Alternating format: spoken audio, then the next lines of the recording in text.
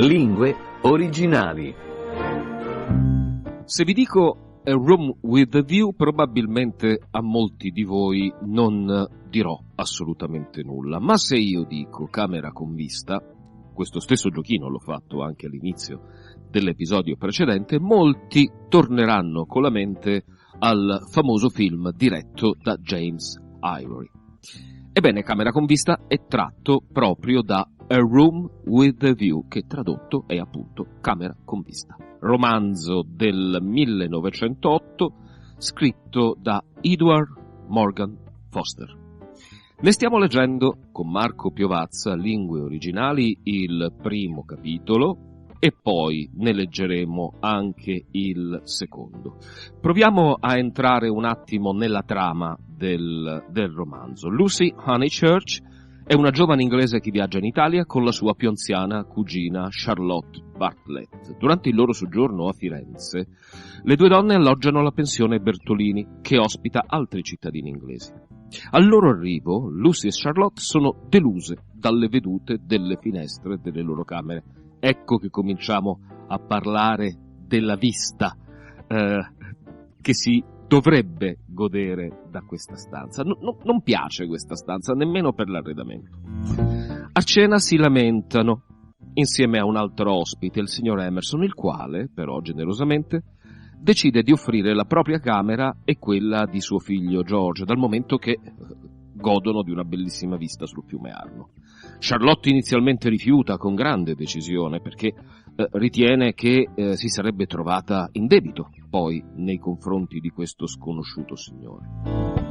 Ma quella stessa sera, più tardi, un altro ospite, un sacerdote di nome Beebe, che già avevano conosciuto in Inghilterra, convince Charlotte ad accettare l'offerta degli Emerson. Così, per chi non conosce Camera con Vista o titolo originale A Room with a View, questo è più o meno, ma neanche troppo più o meno, il punto di partenza della storia.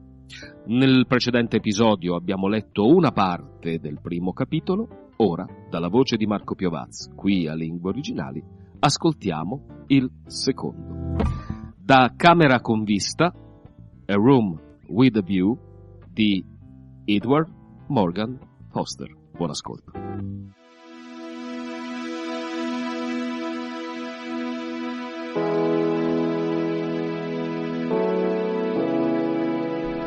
Eat your dinner, dear.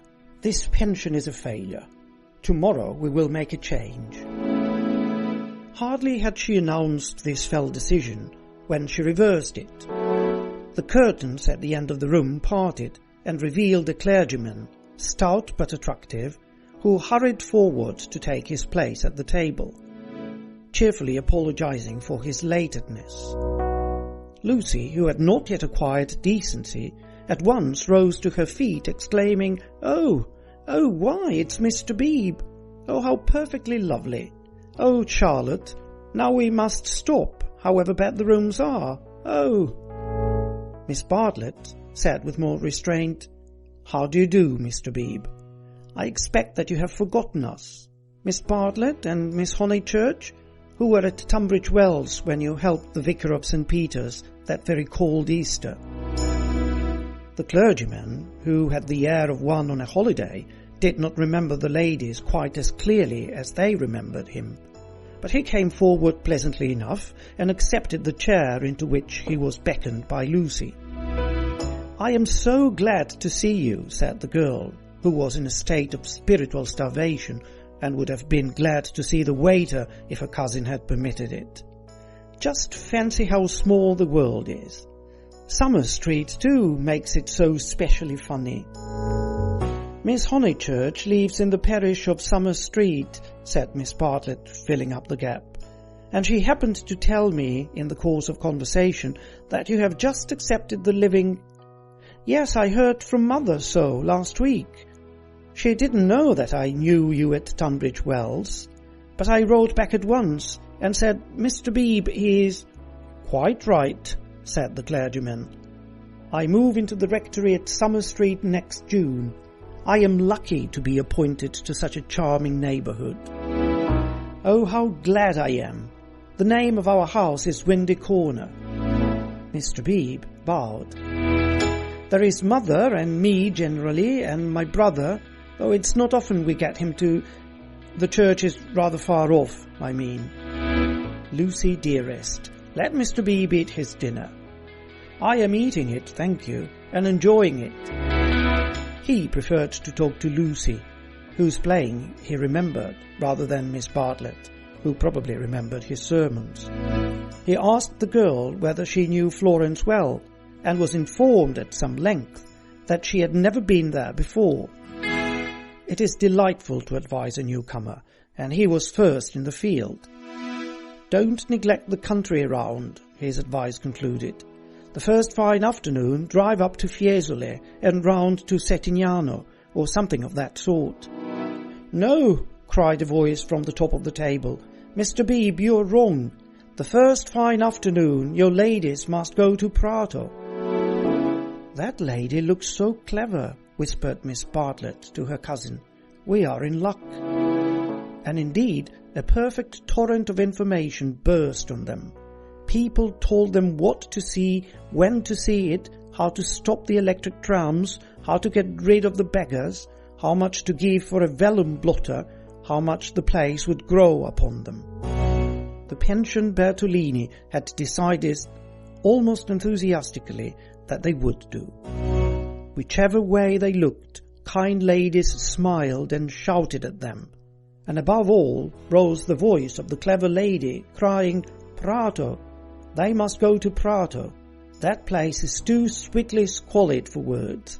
I love it. I revel in shaking off the trammels of respectability, as you know." The young man named George glanced at the clever lady, and then returned moodily to his plate. Obviously, he and his father did not do. Lucy, in the midst of her success, found time to wish they did. It gave her no extra pleasure that anyone should be left in the cold. And when she rose to go, she turned back and gave the two outsiders a nervous little bow. The father did not see it. The son acknowledged it, not by another bow, but by raising his eyebrows and smiling. He seemed to be smiling across something. She hastened after her cousin, who had already disappeared through the curtains which smote one in the face and seemed heavy with more than cloth. Beyond them stood the unreliable signora, bowing good evening to her guests, and supported by Enery, her little boy, and Victoria, her daughter. It made a curious little scene, this attempt of the Cockney to convey the grace and geniality of the South. And even more curious was the drawing-room, which attempted to rival the solid comfort of a Bloomsbury boarding house. Was this really Italy? A Lingue Originali, Marco Piovaz ha letto per voi in lingua inglese. Lo ritroveremo su Caffè Italia la prossima settimana, venerdì, sempre alle ore 22. Ma Lingue Originali è in onda anche il sabato con Nadia Meroni, con la lettura in lingua tedesca, e la domenica con Barbara Marchand, per quella in lingua francese. Vi ringraziamo per l'ascolto e vi diamo appuntamento a Lingue Originali fra 7 giorni, sempre su Caffè Italia, la radio e il podcast dall'aroma italiano, e non solo.